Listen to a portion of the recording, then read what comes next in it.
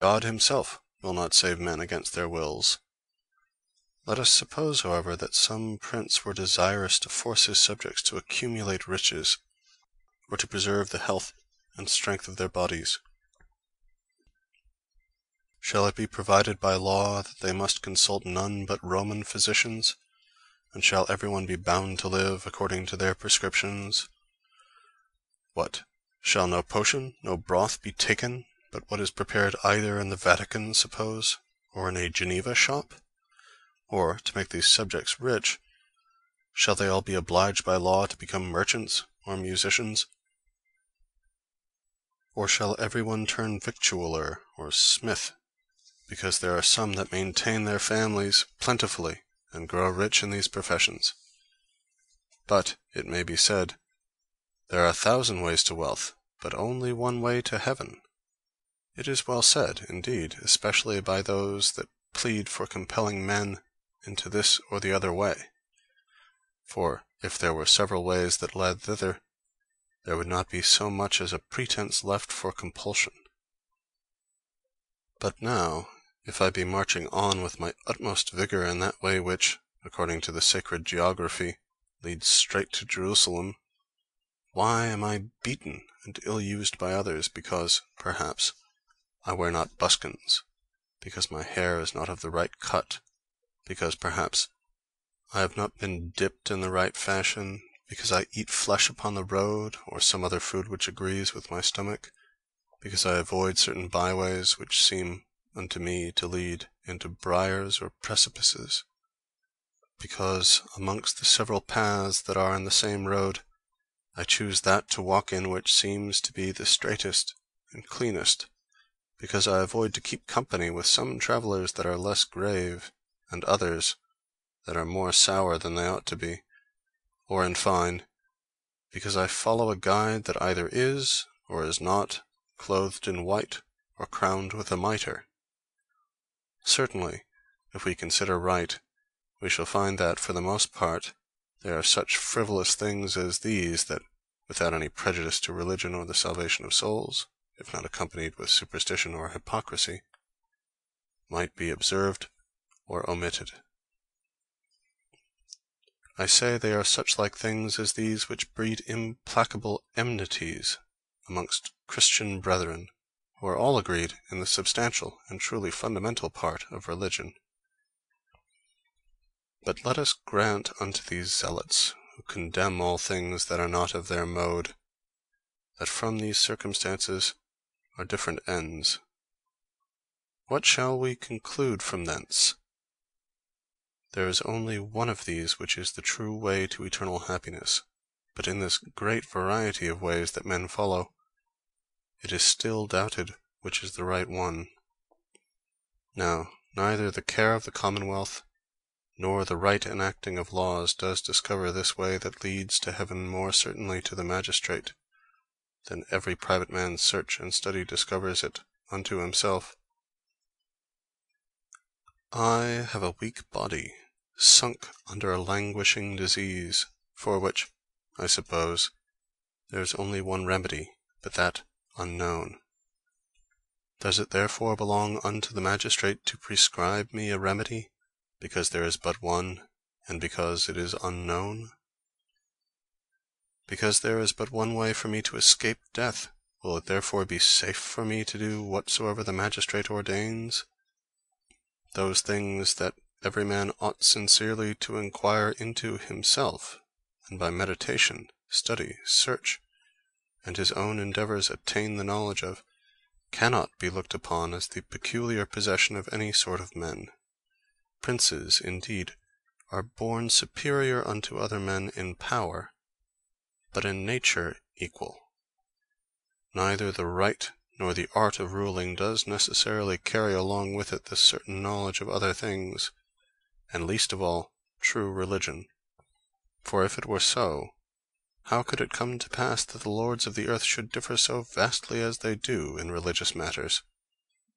But let us grant that it is probable the way to eternal life may be better known by a prince than by his subjects, or at least that In this incertitude of things, the safest and most commodious way for private persons is to follow his dictates. You will say, what then? If he should bid you follow merchandise for your livelihood, would you decline that course for fear it should not succeed? I answer, I would turn merchant upon the prince's command, because in case I should have ill success in trade, he is abundantly able to make up my loss some other way. If it be true, as he pretends, that he desires I should thrive and grow rich, he can set me up again when unsuccessful voyages have broken me. But this is not the case in the things that regard the life to come. If there I take a wrong course, if in that respect I am once undone, it is not in the magistrate's power to repair my loss, to ease my suffering, nor to restore me in any measure, much less entirely, to a good estate. What security can be given for the kingdom of heaven? Perhaps some will say that they do not suppose this infallible judgment, that all men are bound to follow in the affairs of religion, to be in the civil magistrate, but in the church. What the church has determined, that the civil magistrate orders to be observed, and he provides by his authority that nobody shall either act or believe in the business of religion otherwise than the church teaches, so that the judgment of those things is in the church, the magistrate himself yields obedience thereto, and requires the like obedience from others. I answer, who sees not how frequently the name of the church, which was venerable in time of the apostles, has been made use of to throw dust in the people's eyes in the following ages? But, however, in the present case it helps us not.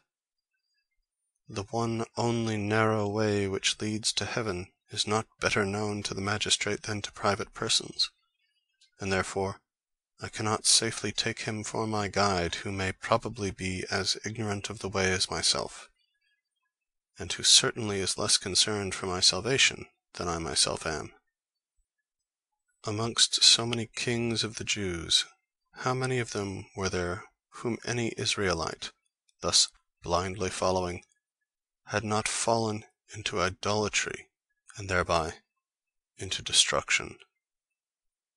Yet, nevertheless, you bid me be of good courage, and tell me that all is now safe and secure, because the magistrate does not now enjoin the observance of his own decrees in matters of religion, but only the decrees of the church. Of what church, I beseech you?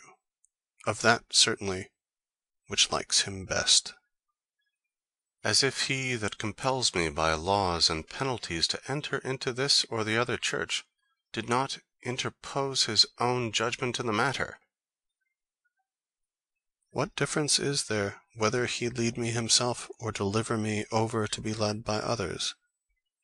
I depend both ways upon his will, and it is he that determines both ways of my eternal state. Would an Israelite that had worshipped Baal upon the command of his king have been in any better condition because somebody had told him that the king ordered nothing in religion upon his own head, nor commanded anything to be done by his subjects in divine worship, but what was approved by the council of priests and declared to be of divine right by the doctors of their church? If the religion of any church become therefore true and saving, because the head of that sect, the prelates and priests and those of that tribe, do all of them, with all their might, extol and praise it, what religion can ever be accounted erroneous, false, and destructive? I am doubtful concerning the doctrine of the Socinians. I am suspicious of the way of worship practiced by the Papists or Lutherans. Will it be ever a jot safer for me to join either unto the one or the other of those churches, upon the magistrate's command, because he commands nothing in religion but by the authority and counsel of the doctors of that church? But, to speak the truth,